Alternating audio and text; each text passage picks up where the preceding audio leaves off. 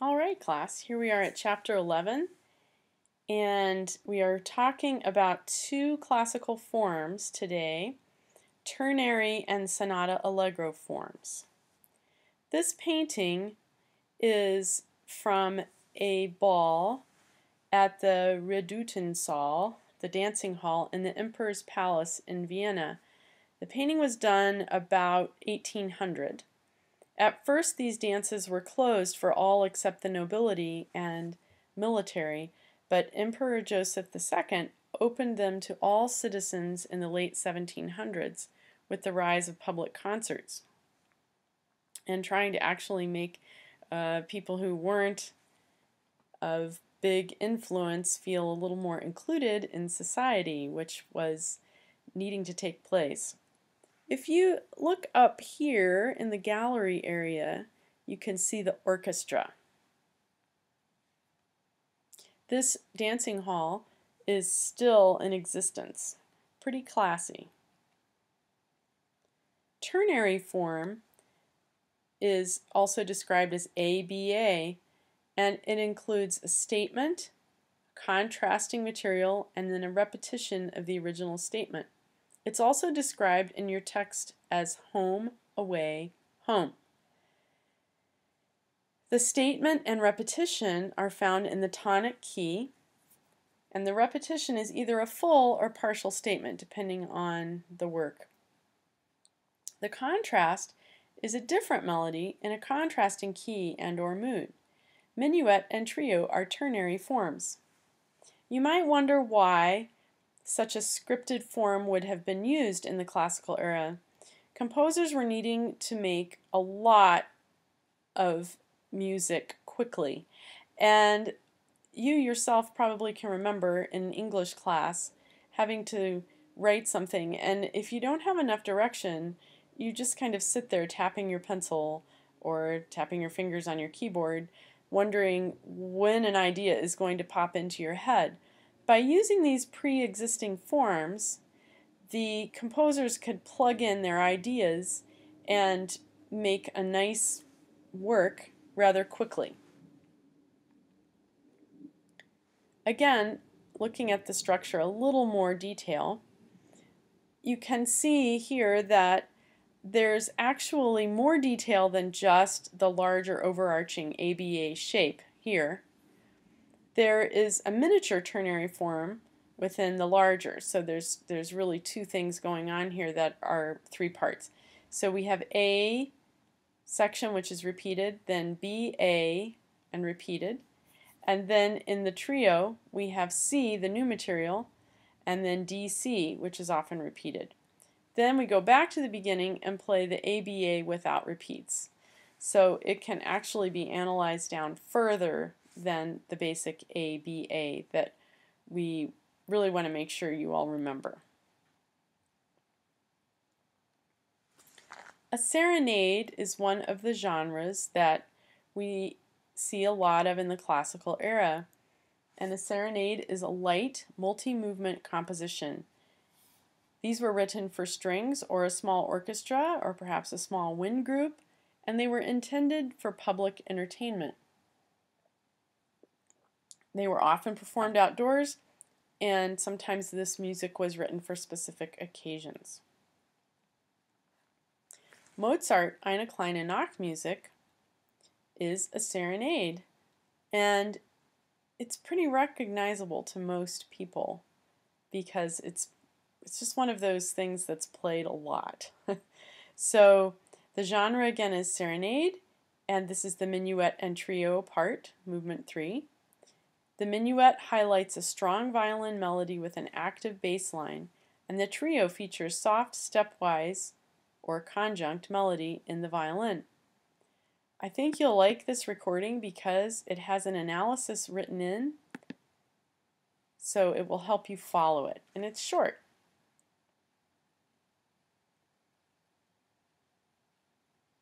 Here we go.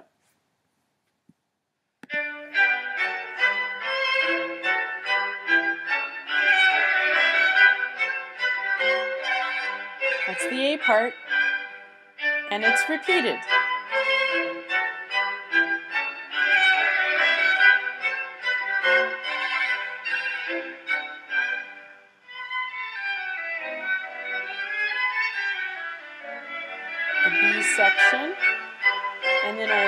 A theme.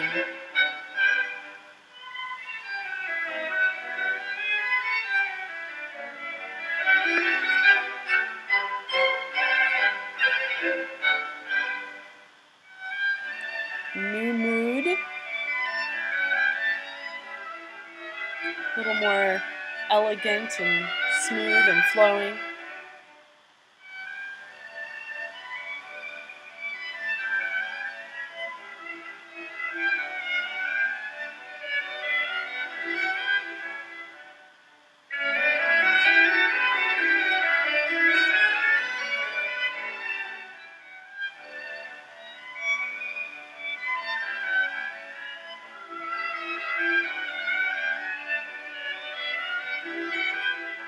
And wait for it.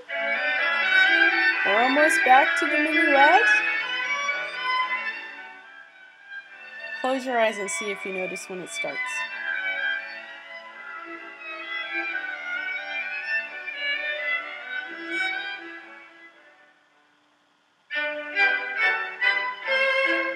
Yes. Minuet, repeat.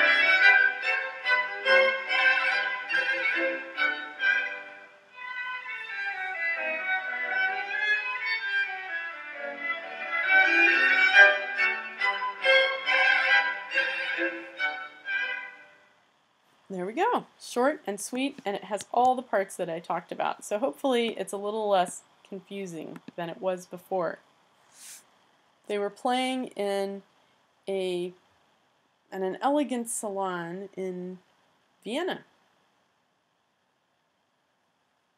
We have another work in ternary form. The first work I played for you is no longer in the right textbook, but it's short and sweet, and I thought it would be a good introduction. This is also a ternary form work, but it's from a solo piano concerto. And this is not a minuet and trio. It is a slow movement, and it does have the general ABA shape.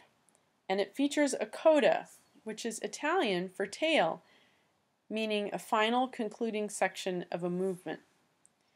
This is played by a Korean pianist, Yeol Eun-sun, and she is a wonderful young pianist, silver medalist in the Tchaikovsky piano competition, and is still not even in her mid-20s, I think. You have a listening guide for this in Chapter 11.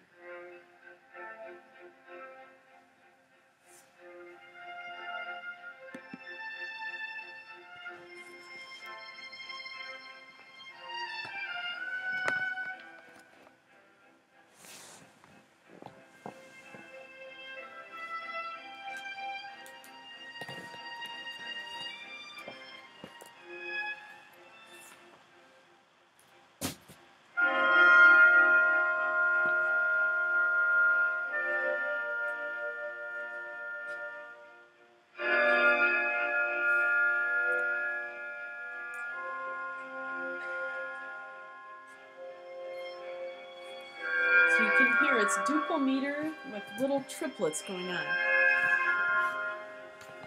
Ba ba ba ba ba ba. 1 2 3. 1 2 3.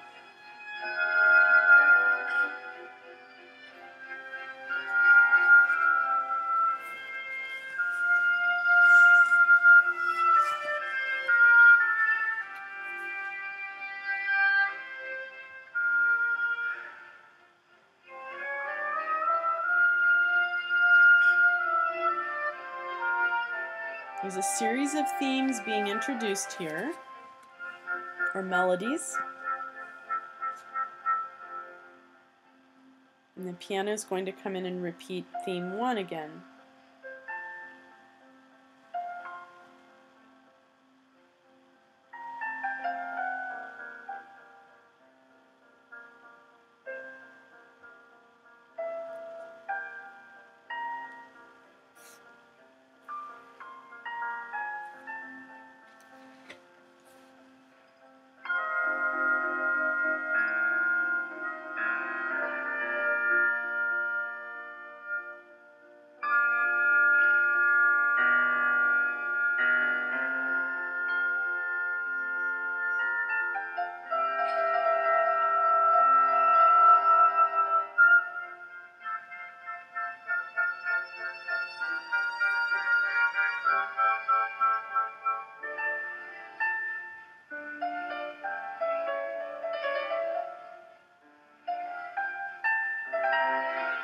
Now she's playing theme 2.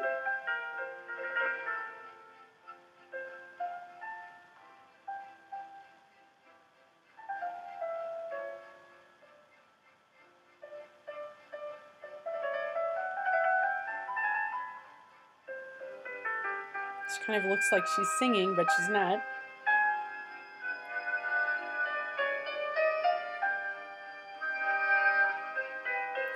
This contrasting section in minor.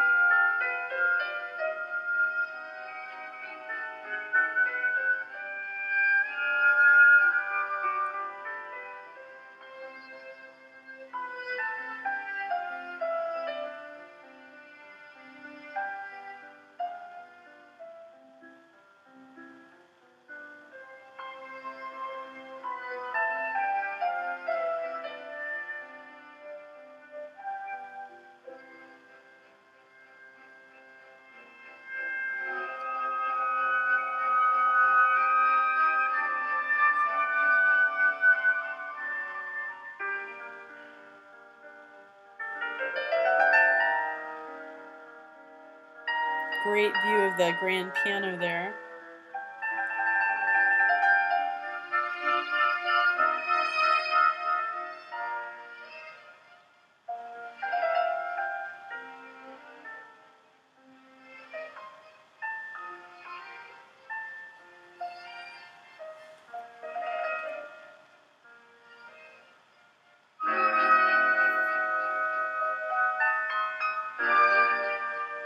I'm going to let you hear the rest of this work with your listening guide from MindTap, and you may have already listened to it, but it's kind of nice to hear different performances of the same work and to compare them. So you could look up the entire thing, but it's rather long, and I actually have a chance to have a PowerPoint lesson that's not terribly long if I don't play the entire thing.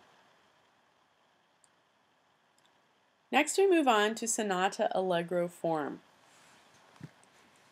And this is probably the most famous classical form, and it is wonderful because it allows us to have drama and conflict within a single movement, a lot of contrast, and there's 3 major sections. So you could say, isn't that a ternary form also? But it's a little bit more scripted than that. And so the 3 major sections are the exposition, which presents the thematic material, and opposition and blending of contrasting themes. The development, which is where the composer takes thematic material from the exposition and works with it, and plays around with it a little bit. And then we have the recapitulation, where the themes return in the original order. So, looking at the scheme on the bottom, you can see we have the exposition here, the development, and the recapitulation. At either end, bookending it, are optional parts to this form: the introduction and the coda, which we just learned was the tail. And so, looking at it in complete order once, the optional introduction is followed by the first theme. This little staircase means that we're changing keys. So we've gone from the tonic usually to the dominant, or perhaps the key moves up to the 3rd degree of the scale. So if it started out in D major, this part would perhaps be an A major, or it might be an F sharp major. And the second theme is occurring in the new key. Then we have a closing theme or themes and a repeat of this section. Remember, this is a template that is general, so it's not always done exactly the same way, although usually expositions are repeated. Then we move on to the development, where any or all of the themes that we've already heard are changed, manipulated, played around, maybe reduced to just a bare minimum of a few notes. And also this part can be very chromatic with a lot of key changes and interesting chords. And then there's something called the retransition, because we have to be preparing to go back to the tonic key again for the first time since the exposition. And so when we have the recapitulation, it should mirror the exposition in every way, at least the beginning of it. This time, however, at the end of the first theme, we don't move up to the dominant. We stay on the tonic. The second theme is repeated in the tonic, and then the closing themes are repeated, and possibly we have a coda at the end. So let's take a look at a silly version of this that a professor did for her music class, for a bunch of music majors actually, but this is a really cute little piece and it has all the different parts. This is the introduction. This is the first theme of a piece in sonata form, also called the principal theme. It's in the key of the piece. This is the transition. Its job is to get us to the new key, and when we get there, we feel like we've really arrived. This is the second theme in the new key. It probably contrasts with the first theme. This is the closing of the exposition, just to make the new key really feel like home. Repeat! This is the first theme of a piece in sonata form, also called the principal theme. It's in the key of the piece. This is the transition. Its job is to get us to the new key, and when we get there, we feel like we've really arrived. This is the second theme in the new key. It probably contrasts with the first theme. This is the closing of the exposition, just to make the new key really feel like home. Then comes the development where anything can happen. We wander around and wander around until we get to the dominant preparation for the recapitulation, which makes us want to hear this. It's the first theme of the recapitulation. Yes, after all that, we're back in the key of the piece. This is the transition. Now its job is to stay in the same key, so it's different from how it sounded before. This is the second theme in the first key. We'll stay in the same key till we reach the end. This is the closing of the recapitulation. We made it through, and now the first key feels like home. All that's left is a coda. It's actually very clever, and it gets through everything in just a little over 2 minutes. You may have noticed that when she did the repeat, she did not repeat the introduction. The introduction does not repeat. So looking a little bit closer at the optional sections, the introduction is usually in a slow tempo. It has an impressive character with ominous or puzzling chords, and it's never repeated. The next example we're going to hear has an introduction. And then the coda is added at the end of the movement. It's variable in length and content. When you listened to Beethoven's Fifth Symphony in our first chapter, if you listen to the entire movement, the last part of that movement is the coda, and it's actually really long, but often they're very short. Cadences emphasize the movement's conclusion, sometimes repeating chords. The chordal harmony changes, meaning that instead of chords changing frequently, like maybe twice in a measure, they start not changing very often, and it starts to feel like it should be ending. How do we listen for form and shape? This slide should really help you with this. You might even want to take a picture of this slide. This is a more advanced listening skill, as I mentioned before. First, it helps if you memorize the form and learn to recognize the four main elements. Each has a distinct character. We're talking about Sonata-Allegro at this point.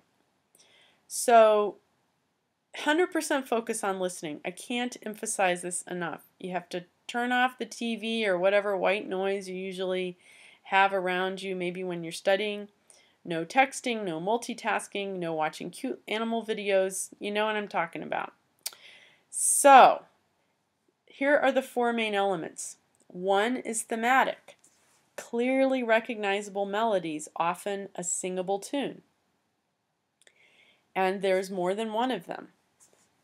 And then transitional. This material is full of motion with rapid chord changes.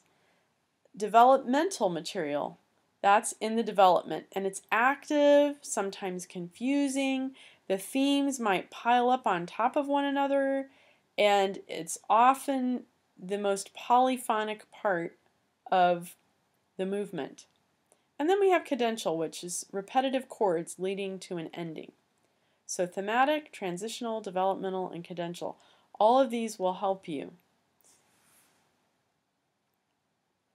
So we have the Mozart Eine, Kleine Nachtmusik, which the first movement is in Sonata-Allegro form. And again, it's a serenade. And you can use the MindTap listening guide or your ebook, page 162 and 163.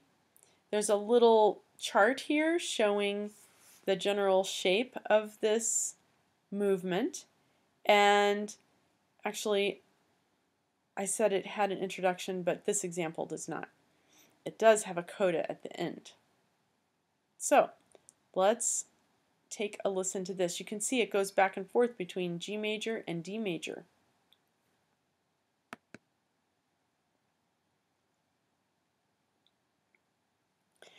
Also,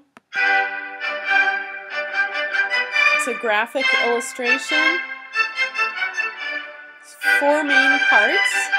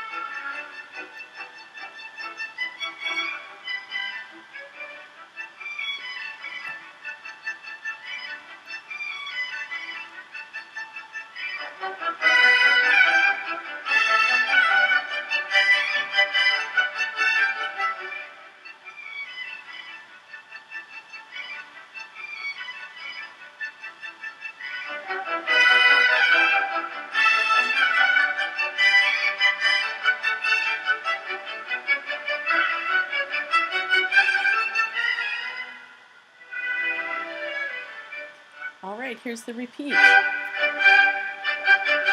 This is the repeat of the exposition, and this is the first theme group.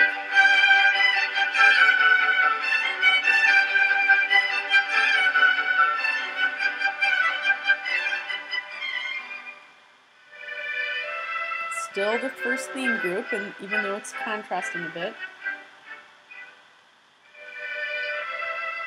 Still in the original key.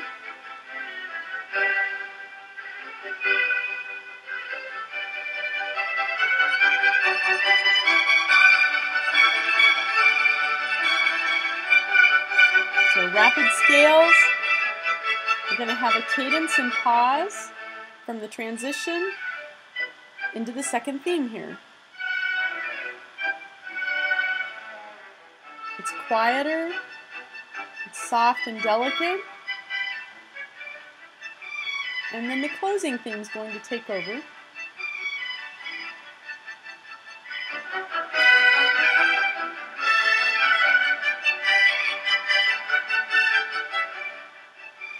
A repetition of the closing theme.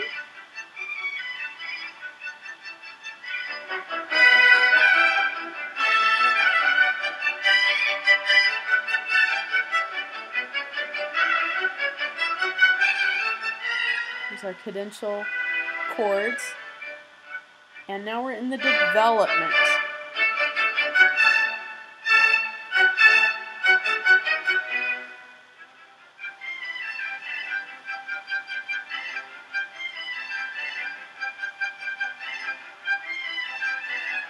We're moving around in some key areas. The closing theme is being developed or changed. There's our rising scale. And then the retransition with a held note in the bass. And recapitulation. Loud return of that first theme in the original key.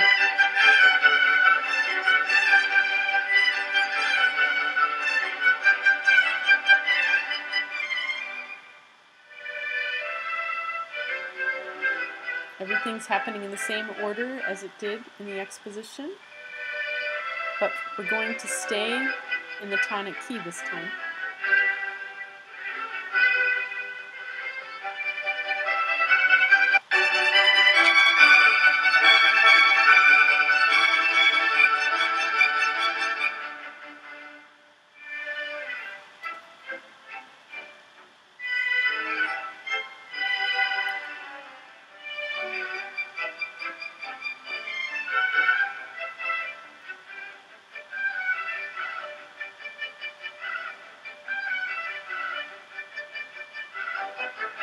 Coming to the end of the recapitulation, and the beginning of the coda is almost upon us.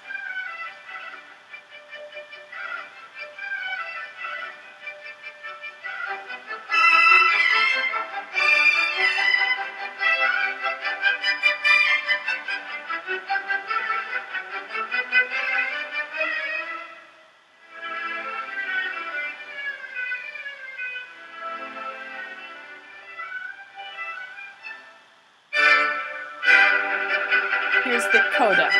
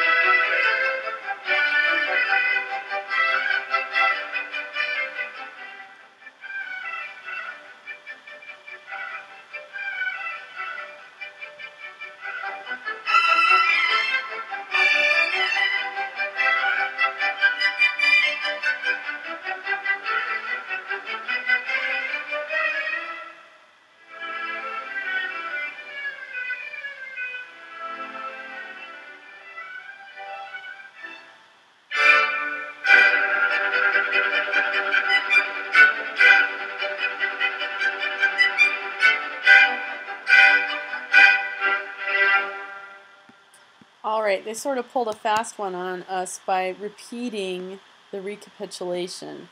So we really were at the coda when I said we were, but then they went back and repeated the entire recapitulation. This is not always done, but I've played this for many a wedding reception or a party, and we go ahead and repeat it in those cases. Now we have one more work in Sonata-Allegro form, and this one is much different. in mood than the light serenade. This is from Mozart's opera Don Giovanni, and this is a more dramatic opera. It's considered to be an opera buffa because it has some comic aspects, but it's actually kind of a darkly humored opera. And so the overture is in Sonata-Allegro form, and the meter is duple. This overture has a slow introduction in the minor mode that is sort of a premonition, if you will, of the fact that this is going to be a serious opera with serious themes in it. And it has a coda that fades out as the curtain is raised. It doesn't end with a bang. Incidentally, this particular photo here on the right, lower right-hand corner, is from the production of Don Giovanni that the Santa Fe Opera did this summer. It's a world-class opera theater right up the road from us, and my husband and I decided that instead of giving each other birthday presents this year, since he's an opera fan, we would go to the opera, and it was fantastic. And this baritone here, his name is Daniel Okulich, and he is, I believe he's Canadian, and he was not just a wonderful singer as Don Giovanni, but he was also a fabulous actor. So here he is, he's about ready to murder the Commendatore. And I just want you to note that behind the stage here is just this amazing New Mexican view, which no other opera theater has. So here's the overture. This is also outlined in your textbook in Chapter 11. This is a European opera theater. Beautiful little jewel box there. Very dark beginning. Introduction.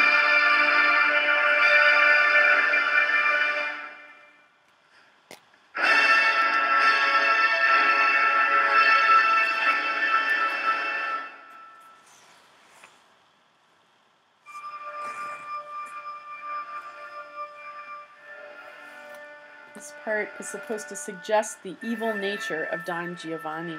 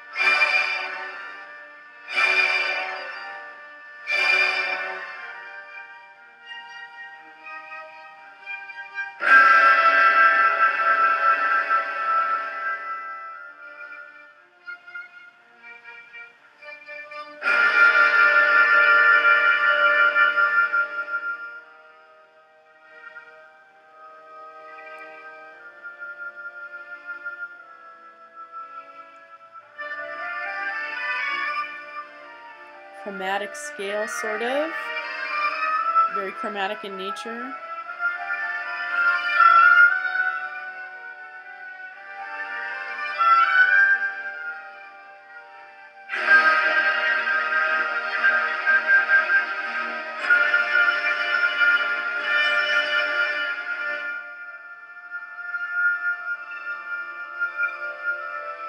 And here comes the exposition. In D major instead of the minor mode. This is the first theme.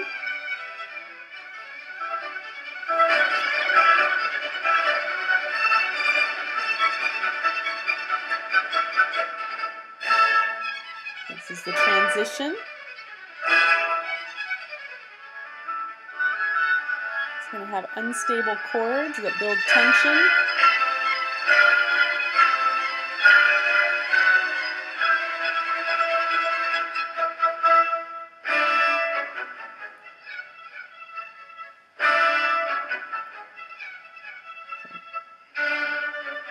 This is the second theme. Bird-like fluttering in the woodwinds. And here's our closing theme.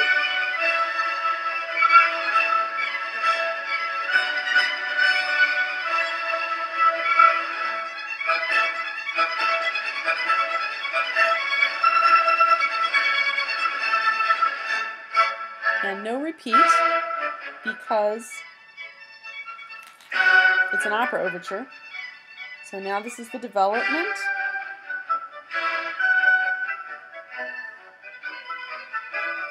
You hear the more polyphonic texture, and all of a sudden we're back to the recapitulation.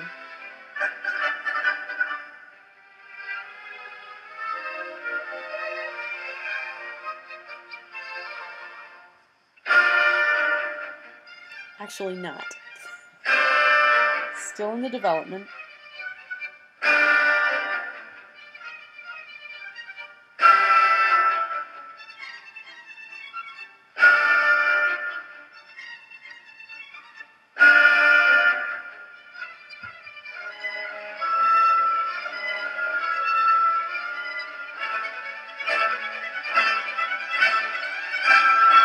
Now we're getting ready for the original key.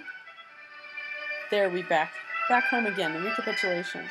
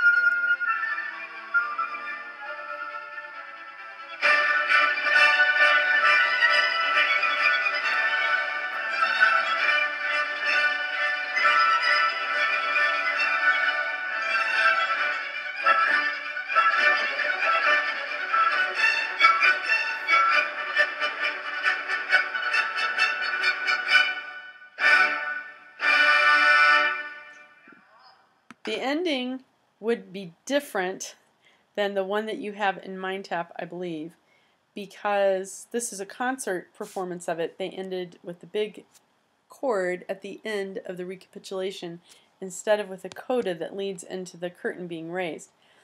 You could see this actually wasn't going to be a performance of the opera because the musicians were on the stage rather than an orchestra pit, as was the case in the opera photo that I have back on this slide. So our last slide for this chapter, just kind of trying to help you get used to the whole idea of Sonata-Allegro form and how it's used. So you can see it can be found in symphonies, sonatas, quartets, serenades, and overtures. And this is a general movement schematic for symphonies and quartets and sonatas. But for serenades and overtures, they're not multi. This sometimes has many movements. Overtures have one movement, but certainly for symphonies and sonatas and quartets, we would have this. For concertos only have 3 movements. But let's just pretend this is a symphony. Typical first movement of a symphony, it's usually in Sonata-Allegro form. It's serious, and it might have a rather fast tempo, but it's not going to be lighthearted in feeling. And there are always exceptions to the rule. And the tempo is allegro, usually.